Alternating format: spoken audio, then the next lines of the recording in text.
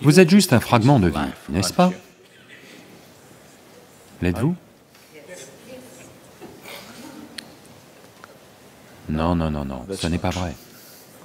Vous êtes un tas de pensées, d'émotions, d'idées, d'opinions et de préjugés en ce moment, pas un fragment de vie. Si vous étiez assis ici, simplement en tant que fragment de vie, pas en tant qu'homme, pas en tant que femme, pas en tant que ceci, cela, pas en tant que pensée, émotion, juste en tant que fragment de vie, ceci résonnerait naturellement avec le reste de l'existence. En ce moment, vous avez trop investi dans de petites choses, comme gagner sa vie, et avoir ceci, et avoir cela, et vous ratez tout. Oh, ne devrais-je pas avoir ceci? Oh, ne devrais-je pas avoir cela? Avoir n'est pas le problème, s'y cramponner est le problème, n'est-ce pas? Avoir n'est pas le problème. Ce que vous avez, vous le devenez au bout d'un certain temps. Voyez, supposez que ceci soit votre récipient, ce n'est pas le cas. Supposez que ce soit votre récipient, et disons que vous en avez hérité de votre arrière-grand-mère et qu'il soit en or. Rien de tout cela n'est vrai maintenant, mais supposez que ce soit le cas. Pour vous faire du mal, je n'ai pas à venir vous frapper. Tout ce que j'ai à faire, c'est... La vie s'en ira. Et cela vous arrive. Peut-être que vous n'avez pas hérité d'un vase en or de votre arrière-grand-père, mais chaque petite chose que vous acquérez vous ôte la vie d'une certaine manière, n'est-ce pas? Toutes ces choses, nous les avons acquises en pensant que ces choses allaient faire notre vie. Nous avons acquis ces gadgets parce que nous pensions qu'ils allaient faire notre vie. Maintenant, ce gadget est devenu une nuisance. On ne peut pas s'en passer. On participe à un satsang en envoyant des messages à quelqu'un. De la communication, bien sûr, mais pas une communion. Donc, une fois arrivé ici, vous ne devriez pas quitter cet endroit sans connaître toute la profondeur et l'immensité de ce qu'est cette vie, n'est-ce pas? Personne ne devrait partir sans le savoir, parce que les autres choses dépendent de diverses réalités. On ne sait pas si vous allez arriver à courir ou pas 100 mètres en 8 secondes. Vous ne pouvez pas faire ça. On ne sait pas si vous allez gravir le mont Everest ou pas. On ne sait pas si vous allez gagner 1 milliard de dollars ou non. Mais ceci est possible. Vous pouvez explorer toute la profondeur et toute la dimension de ce qu'est ceci, parce que vous n'avez pas besoin de la permission de personne, vous n'avez pas besoin de quoi que ce soit. Si vous en avez la volonté, c'est là, n'est-ce pas? Vous voulez peut-être gravir le mont Everest, mais vos poumons ne sont peut-être pas prêts, vos jambes ne sont peut-être pas prêtes. Avec ceci, ce n'est pas comme ça. Ça ne demande aucune capacité particulière, ça ne demande aucune situation particulière, seulement votre bon vouloir. Mais vous voyez, votre bon vouloir arrive par étapes.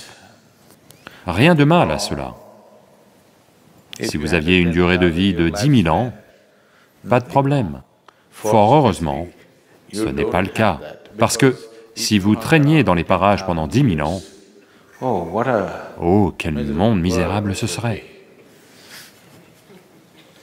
N'est-ce pas? Vous pouvez penser ce que vous voulez, mais c'est une bonne chose que vous soyez arrivé avec une date d'expiration. N'est-ce pas bien? Avez-vous remarqué, certains jours, lorsque vous êtes très joyeux, 24 heures, juste, passent en un rien de temps. Vous êtes malheureux et déprimé, un jour paraît une éternité. Donc, seules les personnes malheureuses ont une vie longue. Les gens joyeux, même s'ils vivent jusqu'à 100 ans, c'est trop bref. Avant que vous ne sachiez ce qui se passe, ce sera fini. Vraiment, ça finit trop vite. Mais si vous êtes malheureux, vous allez vivre longtemps. Donc c'est une vie très courte.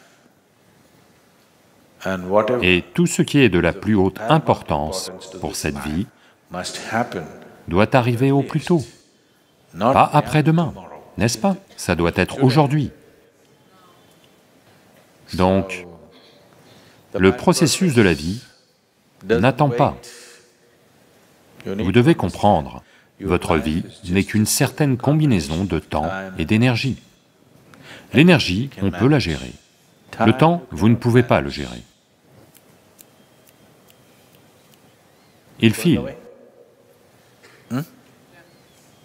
Peu importe que vous soyez éveillé, endormi, vous allez bien, vous n'allez pas bien, vous êtes heureux, vous êtes malheureux. Ça file, ça file, ça file. Pendant que je vous parle, vous vous êtes rapproché de la tombe de 2 minutes. Oui ou non? Le temps, vous ne pouvez pas le gérer, il file, c'est tout. Vous pouvez seulement gérer votre énergie, vous pouvez gérer votre activité, la façon dont vous utilisez le temps, vous pouvez la gérer. Mais vous ne pouvez pas gérer le temps, il file, n'est-ce pas? Donc si vous reconnaissez que votre vie n'est qu'une certaine quantité de temps et d'énergie, vous allez à coup sûr investir votre énergie dans une direction des plus significatives pour cette vie, n'est-ce pas? Mais si vous ne comprenez pas cela, si vous oubliez intentionnellement la brièveté de la vie et que vous vous comportez comme si vous étiez éternel, oui, vous êtes éternel, n'est-ce pas? Au quotidien, vous n'êtes pas conscient que la vie va se terminer pour moi et que ça pourrait être aujourd'hui. Pas pour être terrifié, juste pour être en phase avec les faits fondamentaux de la vie, qu'il est possible que nos vies prennent fin aujourd'hui, n'est-ce pas? Possible? On n'en a pas l'intention, on ne le cherche pas, mais c'est possible, n'est-ce pas? Si vous ratez ceci, alors vous allez rater toute votre vie. Si vous ne comprenez pas que vous avez une date d'expiration et qu'elle n'est même pas fixée comme celle d'un produit pharmaceutique où vous auriez encore 2 ans à vivre, ça pourrait être n'importe quand. Si vous ratez ce fait fondamental, vous êtes sûr de passer à côté de toute votre vie, parce que tout ce qui est vital sera demain, et demain n'arrive jamais. Il y a une certaine superstition en Inde du Sud, elle est peut-être présente ici aussi, en particulier au Karnataka, où sur toutes les maisons du village, en peinture rouge, il est écrit « Naleba ». Naleba veut dire « venez demain ». Ils le peignent en rouge parce que les démons vont arriver, voulant entrer dans votre maison, et ils ne peuvent voir que le rouge. Vous ne saviez pas ça? Parce qu'ils cherchent votre sang. Ils ne peuvent voir que le rouge, donc c'est peint en rouge. Naleba. Le diable arrive devant chez vous et dit, « Ok, cette maison est pour demain » et s'en va. Mais le fait est que la plupart des êtres humains ont fait cela non pas au diable, mais au divin. Naleba. Si vous l'avez fait au diable, ça va, mais vous l'avez fait au divin, n'est-ce pas? Demain, nous allons méditer demain. Oui? Donc, connaître la vie n'est pas un effort surhumain. Si vous arrêtez d'être une bêtise ou une autre et devenez simplement la vie, qui est ce que vous êtes, alors connaître la vie n'est pas loin, c'est ici même.